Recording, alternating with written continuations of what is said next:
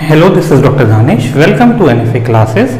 आज का ये जो वीडियो लेक्चर है इसमें मैं आपको एनिमल टिश्यू के कॉन्सेप्ट मैप को समझाने की कोशिश करूँगा कि एनिमल टिश्यू को हम बहुत शॉर्ट में, बहुत मतलब कंसाइज वे में किस तरह से समझ सकते हैं। क्योंकि अगर हम माइक्रो लेवल पर देखें तो मतलब इतने सारे टिश्यूज़ होते हैं कि इंसान उसके बारे में सोच के, उसके बारे में पढ़ के भी कंफ्यूज हो सकता है। ठीक है, तो सबसे पहले जो है मैं आपको थोड़ा कॉन्सेप्ट मैप के बारे में बता दूं कि दरअसल ये जो कॉन्सेप्ट मैप है ये कब पढ़े जाने चाहिए।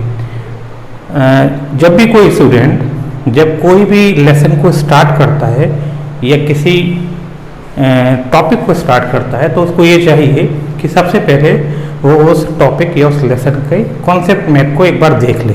इसमें मुश्किल से आपको 5-7 मिनट लगेंगे, पर आपको एक आइडिया हो जाएगा कि इस लेसन में क्या आपको लर्न करना है, किस चीज़ की स्टडी करनी है और उनका मतलब ब्रॉडली क्लासिफिकेशन क्या है। ठीक है, तो लेट्स स्टार्ट द क्लास। दरअसल आज का ये जो टॉपिक ऑफ डिस्कशन है वो एनिमल टिश्यूज़ पर है। तो एनिमल टिश्यूज़ के बारे में हम बात कर रहे हैं। तो एनिमल टिश्यूज़ होते क्या हैं? सबसे पहले animal tissues are the group of similar cells that perform a common functions. ठीक है, ग्रुप ऑफ सिमिलर सेल्स, इसमें सिमिलर सेल्स होंगी और ये परफॉर्म भी करेंगे कॉमन फंक्शन को। ठीक है, अच्छा, आपके मन में कभी टिश्यू के बारे में जब भी सोचते होंगे तो ये या तो ग्रुप ऑफ सेल्स को आप टिश्यू कहते हैं, पर दरअसल सिर्फ टिश्यू जो है वो सिर्फ सेल नहीं होती हैं, उनके साथ कुछ और भी चीज़ें होती हैं जो टिश्यू को बनाती हैं। ठीक है, तो यहाँ पे मैंने इस रेड इंक के मार्कर से मैंने आपको ये दिखाया है कि एनिमल टिश्यू में क्या होता है। एक तो सेल्स होती हैं, ठीक है, जो मेजर कंपोनेंट हैं।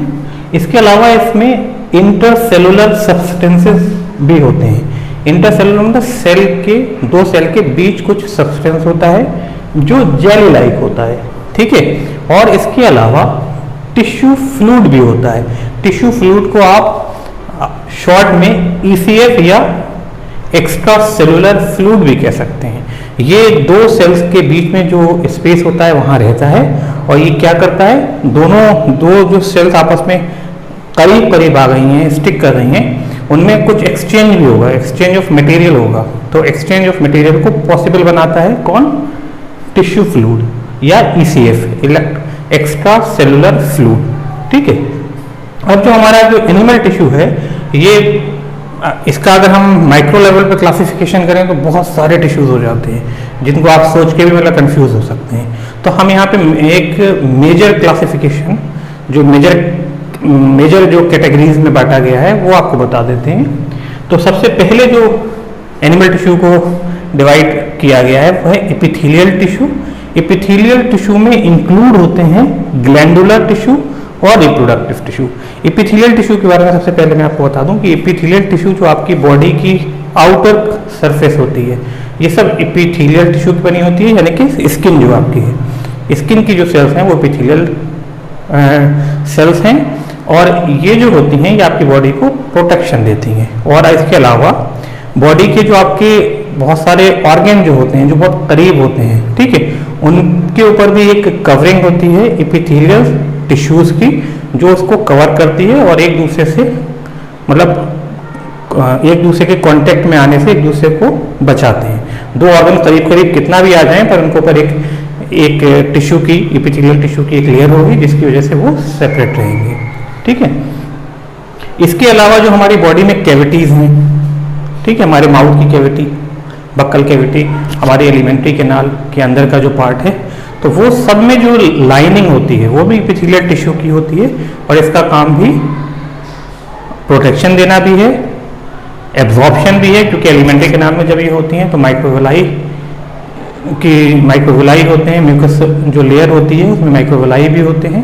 तो वो जो सेल्स होती हैं वो एपिथेलियल टिश्यूज़ की बनी, वो एपिथेलियल टिश्यूज़ को बनाती हैं और एपिथेलियल टिश्यूज़ जो होते हैं वो एब्जॉर्प्शन में भी आपका एक मेजर रोल प्ले करते हैं। ठीक है, तो फिर इसके अलावा जो ग्लैंडुलर टिश्यू होते हैं, जितनी भी ग्लैंड्स हैं जो सिक्रीशन से रिलेटेड हैं, जो ग्लैंडुलर टिश्यू होते हैं ये ग्लैंड्स का फॉर्मेशन करते हैं और ग्लैंड्स जो आपकी बॉडी में होती हैं बहुत सारी ग्लैंड्स हैं जिससे हार्मोन का सिक्रीशन होता है और वो हमारी डिफरेंट मेटाबॉलिक एक्टिविटीज़ को कंट्रोल करती हैं। ठीक है, कुछ ऐसी भी ग्लैंड्स होती हैं जो हार्मोन को ना सिक्रीट करके कुछ और सिक्रीशंस भी करती हैं। ठीक है, तो ग्लैंडुलर टिश्यूज में आ जाएंगे इस कैटेगरी में। और रिप्रोडक्टिव टिश्यू, रिप्रोडक्टिव टिश्यूज में आपके जो गोनेट्स होते हैं, है ना, टेस्टिस और ओवरीज, वो इन रिप्रोडक्टिव टिश्यूज के बने होंगे और रिप्रोडक्शन में ये हेल्प करेंगे। तो इस तरह से ये जो डिफरेंट टाइप्स हैं इसके फंक्शन भी मैंने आपको समझा दिए कि स्किन प्रोटेक्शन में काम आती है, सिक्रीशन में ग्लैंड काम आती है, एब्जॉर्प्शन में एलिमेंट्री कैनाल की जो इनर लाइनिंग है, ठीक है, और रिप्रोडक्शन में गोनेट्स। ठीक है, तो इस तरह से ये टिश्यू के फंक्शंस भी हो गए। दूसरी तरह के जो टिश्यू होते हैं वो कनेक्टिव टिश्यू होते हैं, जिसमें इंक्लूड होते हैं स्केलेटल टिश्यू और कनेक्टिव टिश्यू। स्केलेटल जो कनेक्टिव टिश्यू हैं आपके, इसमें आप समझिए एक तो आपका स्केलेटल टिश्यू आ गया, स्केलेटल टिश्यू में बोन प्लस कार्टिलेज आ गई। ठीक है, तो ये भी कनेक्टिव टिश्यू का के साथ ही काउंट होते हैं, उनका पार्ट है। और आपकी ब्लड और लिम्फ जो है, आपको मालूम है ब्लड जो है वो ऑक्सीजन को, कार्बन डाइऑक्साइड को, वेस्ट को, न्यूट्रिएंट को सबको कैरी करता है, ट्रांसपोर्ट करता है एक लोकेशन से दूसरी लोकेशन पे इनसाइड द बॉडी। ठीक है, इसके अलावा जो लिम्फ है ये एंटीबॉडीज को और WBC को, जहाँ पे आपकी ज़रूरत होती है, जहाँ पे आपकी कोई इंजरी होती है, वहाँ उस लोकेशन पे लिम्फ के साथ एंटीबॉडीज और आपकी जो WBCs होती हैं वो पहुँचती हैं और वहाँ पे जो भी मतलब फॉरेन पार्टिकल्स होते हैं उनसे ये एनकाउंटर करती हैं, उनसे ये डिफेंस आपको देती हैं। ठीक है, तो इनका काम क्या होगा इन टिश्यूज का? एक तो प्रोटेक्शन हो जाएगा बोन और कार्टिलेज में, ट्रांसपोर्ट होगा ब्लड और लिम्फ से, ठीक है, और अटैचमेंट। जब आपका बॉडी का जो स्केलेटल सिस्टम होगा उसमें बहुत सी चीज़ें आपके टेंडन अटैच होंगे। हाँ, टेंडन भी इसके अंदर आते हैं, अगर आप चाहें तो इसका एक चीज़ और बढ़ा लीजिए।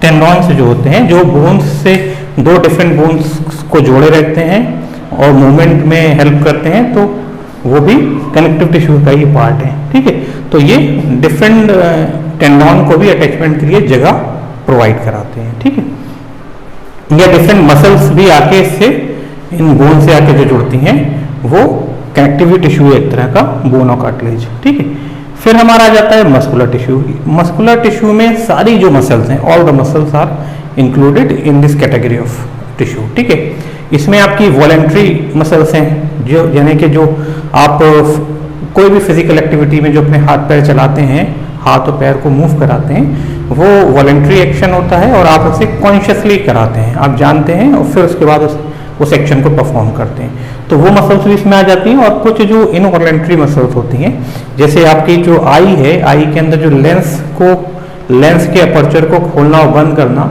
है ना, डार्क लाइट में, बहुत ज़्यादा ब्राइट लाइट में जो इसको कंट्रोल करता है, रेगुलेट करता है, वो आइरिस मसल्स होती हैं, तो वो इनवॉलेंट्री मसल्स हैं। इसके अलावा आपकी हार्ट की जो मसल्स हैं, ठीक है, जो बीट लगातार करता रहता है, इनवॉलेंट्री मसल्स हैं। पलकों का झपकना, ये भी मतलब ये सारी इनवॉलेंट्री जो मसल्स हैं वो मस्कुलर टिश्यू से बनी होती हैं। ठीक है, इसका काम क्या है? लोकोमोशन और मूवमेंट में हेल्प करना, लोकोमोशन और मूवमेंट में हेल्प करना। चौथी जो कैटेगरी है वो है नर्वस टिश्यूज की। नर्वस टिश्यू में आपका ब्रेन, स्पाइनल कॉर्ड और नर्व्स आ जाते हैं, यानी कि ब्रेन, स्पाइनल कॉर्ड और नर्व्स जो बनी है वो नर्वस टिश्यू से बनी है। इनका काम आपको मालूम है कंट्रोल एंड कोऑर्डिनेशन, कंट्रोल करना, रेगुलेट करना चीज़ों को और कोऑर्डिनेट करना। ठीक है, मूवमेंट को, लोकोमोशन को कोऑर्डिनेट करना। अब मैं आपको थोड़ा सा बता देता हूँ कि इनकी ओरिजिन कैसे होती है। दरअसल आपको मालूम होगा पहले एग और स्पर्म फ्यूज होकर जाइगोट बनाते हैं, जाइगोट्स कुछ टाइम बाद एम्ब्रियो में कन्वर्ट होता है और एम्ब्रियो की जो डिफरेंट लेयर्स होते हैं, क्योंकि एम्ब्रियो में मल्टी सेलुलर होता है, बहुत सारी सेल्स बन जाती हैं, बहुत सारी लेयर्स बन जाती हैं। तो तीन जो मेजर लेयर होती हैं, एक होती है सबसे बाहर एक्टोडर्म, बीच में मीजोडर्म और अंदर एंडोडर्म। तो इन तीनों लेयर से, इन तीनों लेयर की जो सेल्स हैं उनके रिपीटेडली डिवीजन से कौन कौन से टिश्यूज बनते हैं। ठीक है, तो ये जो एपिथेलियल और ग्लैंडुला और जो रिप्रोडक्टिव टिश्यूज हैं वो किस किस से बनते हैं? देखिए, वो तीनों लेयर से बनते हैं। एक्टोडर्म से भी उनकी ओरिजिन होती है, मीजोडर्म से और सॉरी यहाँ पे गलत लिखा हुआ है, और एंडोडर्म से, और एंडोडर्म से भी उनकी ओरिजिन होती है। यानी कि एम्ब्रियो की तीनों लेयर से एपिथेलियल टिश्यूज, ग्लैंडुलर टिश्यू और रिप्रोडक्टिव टिश्यूज बनते हैं। जो कनेक्टिव टिश्यूज होते हैं ये सिर्फ मेसोडर्म से इनकी ओरिजिन होती है, ठीक है। ऐसे ही मस्कुलर टिश्यू की भी ओरिजिन मेसोडर्मल होती है, यानी कि मेसोडर्म जो लेयर होती है उससे बहुत सारे टिश्यूज बनते हैं, यानी कि मेजॉरिटी ऑफ द टिश्यूज जो हैं वो मेसोडर्मल ओरिजिन के ही होते हैं, और जो नर्वस टिश्यूज होते हैं वो एक्टोडर्मल ओरिजिन में होते हैं, ठीक है। तो इस कॉन्सेप्ट मैप से देखिए आपको क्या क्या पता चल गया, टिश्यू क्या होते हैं, टिश्यू के कंपोनेंट अगर बताए जाएं तो ये होते हैं, क्या इनकी मेजर कैटेगरीज हैं, ठीक है, और हर कैटेगरीज में कौन कौन सी चीज़ें इंक्लूड की गई हैं, इनकी ओरिजिन कैसे होती है और क्या इनके फंक्शंस हैं। तो मैं सोचता हूँ इतना काफ़ी है आपको एनिमल टिश्यू का टॉपिक या चैप्टर स्टार्ट करने के लिए। मैं आपसे ये रिक्वेस्ट करता हूँ कि जब भी आप कभी एनिमल टिश्यू पढ़ने बैठें तो कम से कम 5 मिनट इस कॉन्सेप्ट में मैप को देख लें, भले ही वो आपकी किताब में अगर है तो किताब में देख लें, और अगर किताब में आपको दिमाग लगाना पड़ रहा है, कुछ समझ में नहीं आ रहा है, तो आप इस वीडियो क्लास को देख सकते हैं। तो होप फॉर द बेस्ट, आपके लिए ये जो वीडियो है ये काफ़ी ज़्यादा फ्रूटफुल रहेगा, ऐसी मैं आशा करता हूँ। Good bye.